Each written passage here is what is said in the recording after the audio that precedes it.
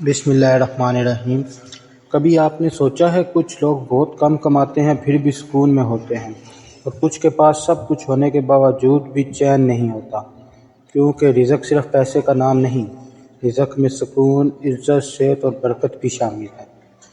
اکثر ہم شکایت کرتے ہیں یار کام نہیں چل رہا، گھر میں برکت نہیں، پیسہ آتا ہے مگر بچتا نہیں۔ مگر کبھی ہم نے خود سے سوال کیا کہ ہماری کچھ غلطیاں تو رزق کو نہیں روک رہی؟ رزق کا وعدہ تو اللہ نے کیا ہوا ہے، لیکن ہماری وہ کون سی غلطیاں ہیں جو ہمارا رزق ہم تک نہیں آنے دے رہی؟ تو آج ہم انہی غلطیوں کا ذکر اس ویڈیو میں کریں گے۔ سب سے پہلا اور اہم کام، نماز میں سستی۔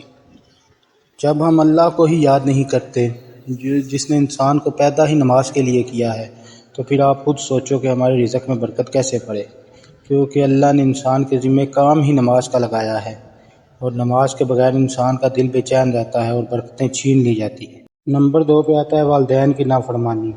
والدین کی نافرمانی بھی رزق کو روک دیتی ہے۔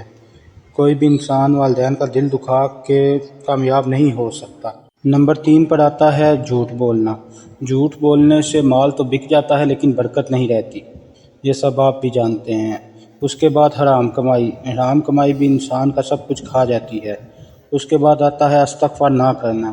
استغفار کرنا تو بہت اہم ہے، اپنے گناہوں کی توبہ مانگ کرنی چاہیے، کیونکہ اللہ تعالیٰ نے فرمایا ہے کہ تم استغفار کرو، اللہ تمہیں وہاں سے رزق دے گا تم سوچ بھی نہیں سکتے۔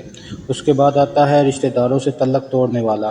جو رشتہ داروں سے تعلق توڑتا ہے اس کے رزق میں سے برکت چھین لی جاتی ہے۔ امید ہے کہ آپ کو ویڈیو پسند آئی ہوگی۔ چینل کو لائک کریں، سبسکرائب کریں اور نیکسٹ ویڈیو کے لیے کمنٹس کریں۔ شکریہ۔